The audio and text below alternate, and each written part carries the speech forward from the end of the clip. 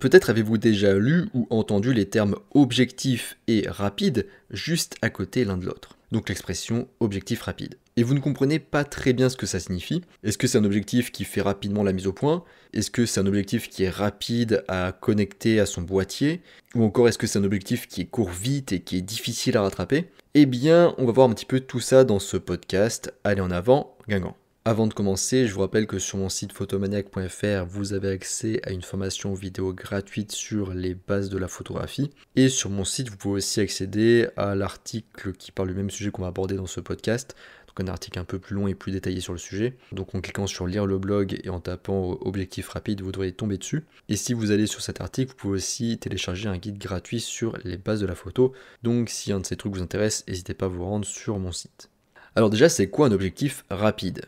Lorsqu'on parle d'un objectif, n'importe lequel, on le décrit généralement, principalement en tout cas par deux caractéristiques. Sa distance focale, donc c'est la première caractéristique. Par exemple, on parle d'objectif 50 mm ou d'un 50 mm pour désigner un objectif dont la distance focale est de 50 mm.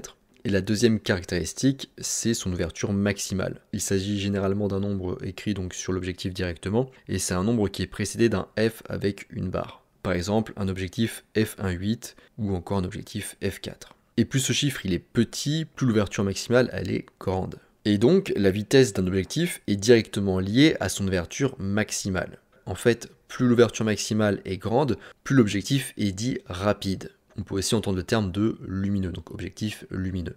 Pour rappel, l'ouverture, ou aussi appelée diaphragme, c'est l'ouverture qui se situe dans l'objectif et qui va laisser rentrer la lumière. Et donc vu que ça gère la lumière, ça signifie aussi que l'ouverture va jouer un rôle dans l'exposition. En fait, plus l'ouverture maximale est grande, plus votre objectif va laisser entrer de la lumière jusqu'au capteur. Et si on peut capter plus de lumière grâce à une grande ouverture, ça nous permet aussi de raccourcir notre temps de pause et ou de diminuer les ISO.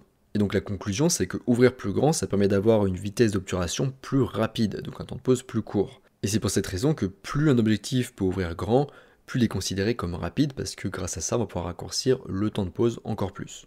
Maintenant, on va comparer, on va recontextualiser ce que c'est un objectif rapide finalement par rapport à un objectif normal. La grande majorité des objectifs offrent la possibilité de régler l'ouverture entre f4 et f16, voire f32.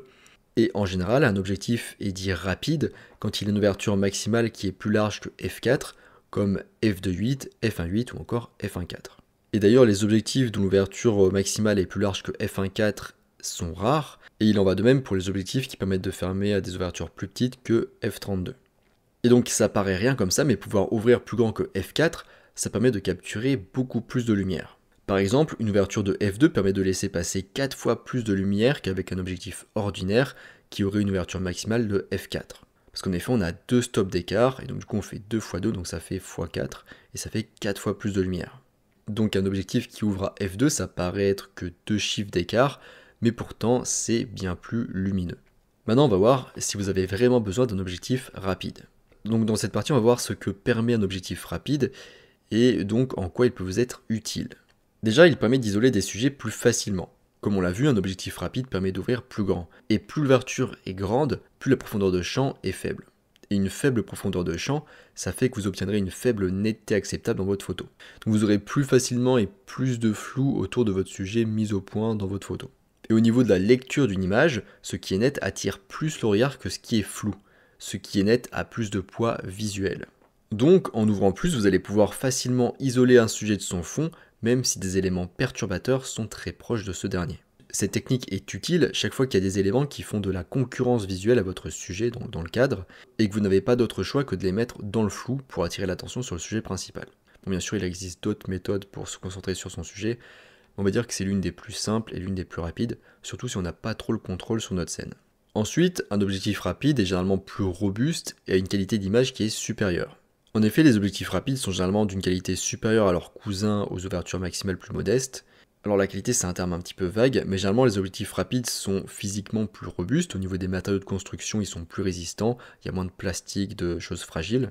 Ils sont aussi plus résistants aux intempéries et ou à la poussière. Et ils offrent une qualité d'image donc qui est supérieure, généralement un meilleur piqué, un meilleur rendu des couleurs, et un rendu au niveau de l'éclairage plus uniforme, c'est-à-dire que sur certains objectifs on peut avoir un petit peu de vignettage sur les bords, donc c'est un peu plus sombre, et bien sur les objectifs rapides en général c'est pas le cas. Ensuite, un objectif rapide, il nous permet de pouvoir travailler sans trépied. En effet, l'un des avantages très intéressants d'avoir un objectif rapide, c'est de pouvoir travailler à main levée, ou en tout cas plus souvent qu'à l'accoutumée.